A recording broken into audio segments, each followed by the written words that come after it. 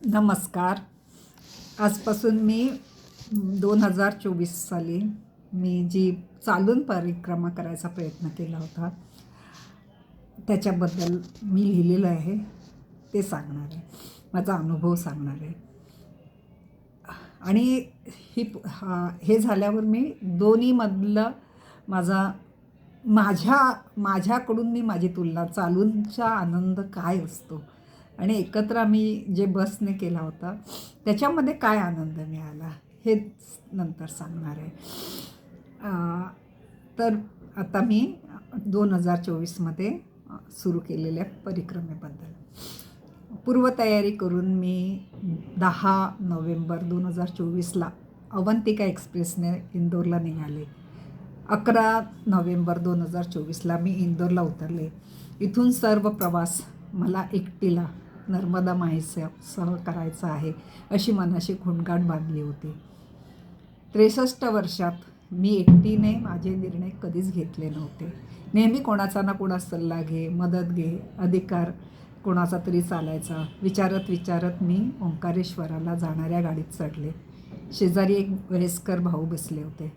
माझा दंड बघून त्यांनी मला विचारलं, परिक्रमा करणे निघली का? मी होकार दिला. मला गाडी प्रवासात वांत्या होतात म्हणून मी डोळे मिटून घेतले आणि नामस्मरण करत होते.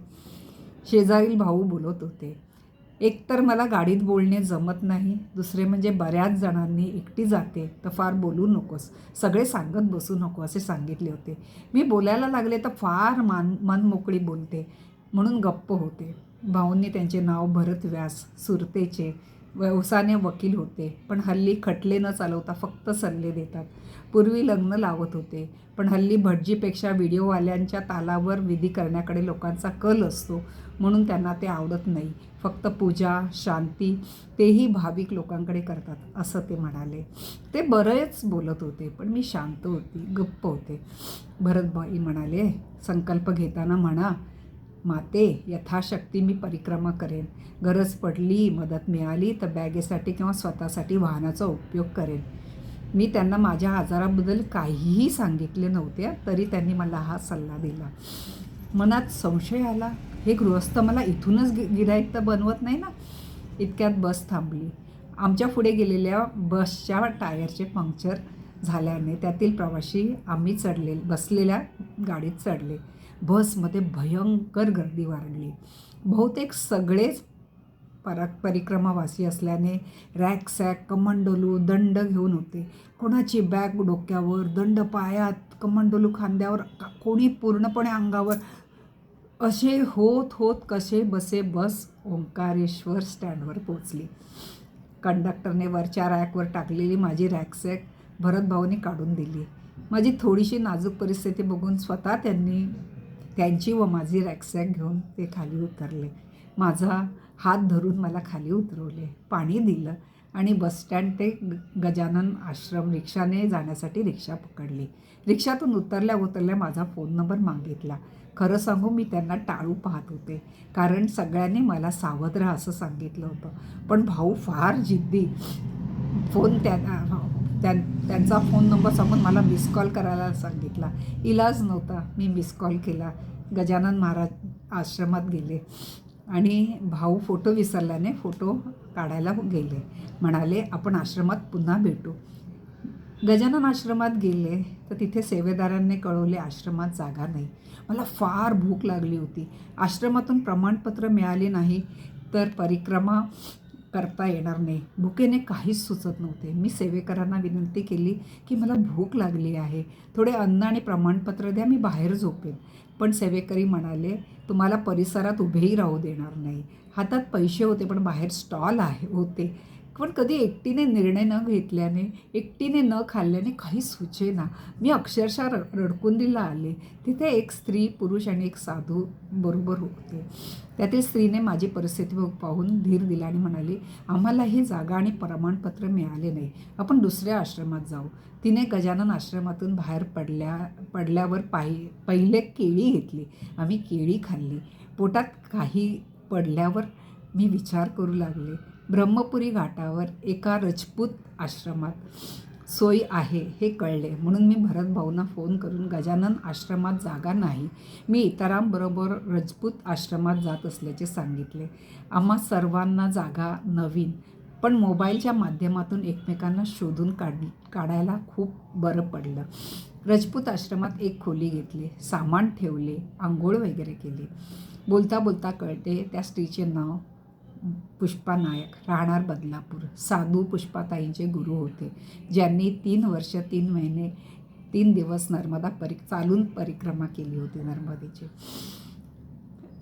ते पुष्पाताईंना सोडायला आले होते. त्यांना माहीत होते अनिलदास योगीराज कागदपत्रे तपासून प्रमाणपत्र देतात. पुरुषाचे नाव अच्युत पुरोहित होते, चिंचवड पुणे इथे राहणारे. ते पुष्पाताईंना गजानन आश्रमात भेटले. पुष्पाताईंनी अनिलदासांना फोन केला.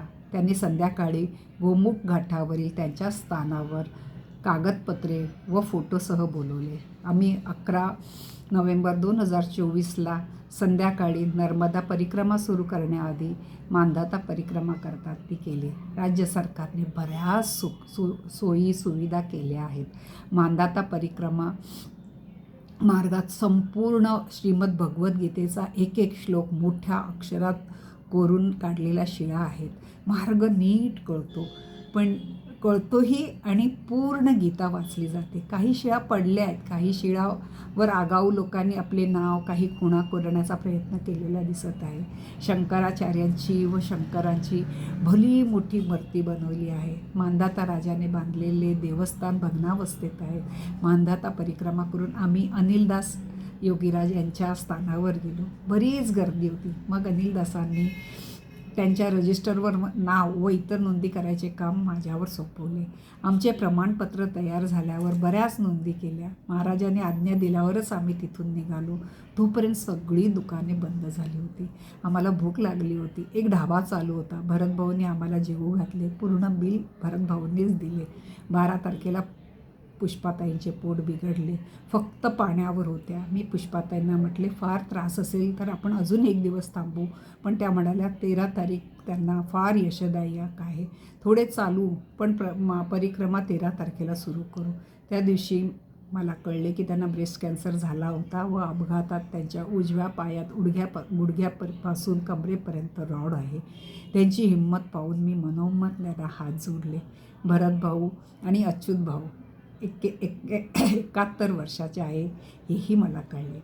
12 नोव्हेंबरला एकादशी होती, म्हणून आम्ही 13 नोव्हेंबरला परिक्रमा सुरू केली. अनिलदास महाराजांनी आमच्याकडून संकल्प घेतला. त्यावेळेला भरतभाऊ माझ्या बाजूला होते. संकल्प करताना अनिलदास यांनी काही नियम सांगितले. जसे झारीत, म्हणजे बाटलीला झारी म्हटले जाते, तिथे नर्मदा मैयाचे पाणी भरायचे आणि त्याची सकाळ संध्याकाळ पूजा करायची. कोणाकडे काही मागायचे नाही. भिक्षा सदावर्त सोडून हे बाकी कुणाकडे काहीच मागायचे नाही. पण कोणी स्वतःहून काही दिले तर नाकारायचे नाही. देवळात किंवा प्रार्थना करताना प्रदक्षिणा घालायची नाही.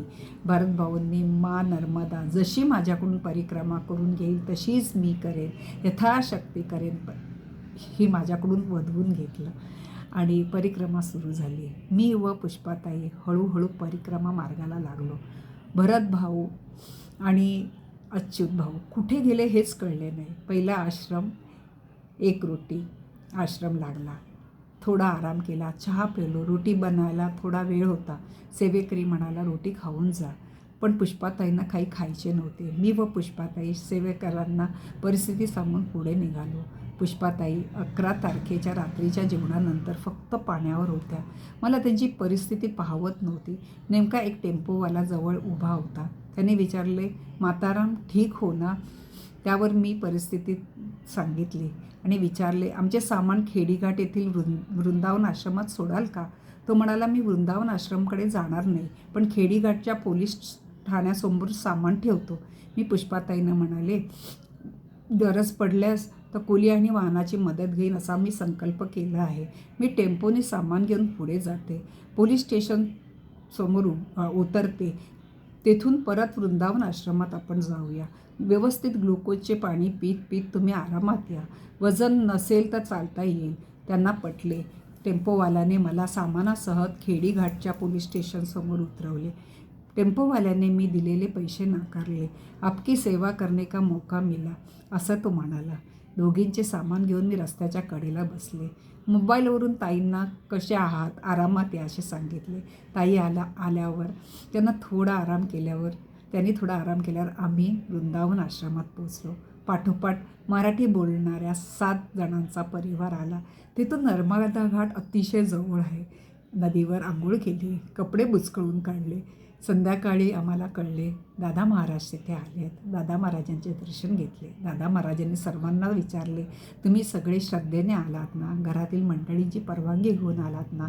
पुढे म्हणाले, तुमच्या मागून मीही येतोय परिक्रमा करत. पुष्पाताईंना सामान वाहनाने पाठवल्याबद्दल वाईट वाटत होते.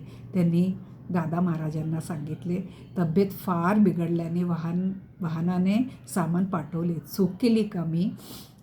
दादा महाराजांनी फार छान समजावून सांगितले, जेवढे जमेल तेवढेच चाला, गरज पडल्यास जरूर वाहनाने प्रवास करा, सामान पाठवा. नर्मदा माता तुमच्या गरजेच्या वेळेला तुमच्या सोयीसाठी वाहन माणसे पाठवेल. इथे फक्त नर्मदा मातेची मर्जी चालते, आपली नाही. श्रद्धेने परिक्रमा करा. संध्याकाळी नर्मदेची मैयाची झारीची पूजा केली. रात्री जेवण झाल्यावर 7 जण दुसऱ्या दिवशी किती वाजता निघायचं ठरवत होते. मी पुष्पाताईंना म्हणाले, आपण यांच्याबरोबर जाऊया का? पुष्पाताई म्हणाल्या, ते फार लवकर निघायचं म्हणत आहेत, आपण 6ला निघूया. आमचे दोघे बंधू भरत आणि अच्युत भाऊ जरा उशिराच आश्रमात आले. त्यांना विचारले, सकाळी किती वाजता निघायचे? ते म्हणाले, आम्ही आरामात 8-9 वाजता निघू. पहिल्या दिवशीचा टप्पा 12 किलोमीटरचा होता. त्यातील मी 2-3 किलोमीटर टेम्पोने दोघांचे सामान घेऊन प्रवास केला. मी आता इथे थांबते. पुढचा प्रवास मी उद्या सांगते. तुम्ही माझं ऐकता त्याबद्दल मी खूप आभारी आहे तुमच्या सगळ्यांची. जमल्यास प्रतिसाद द्या, कौतुक करा, बरं वाटतं जरा. धन्यवाद.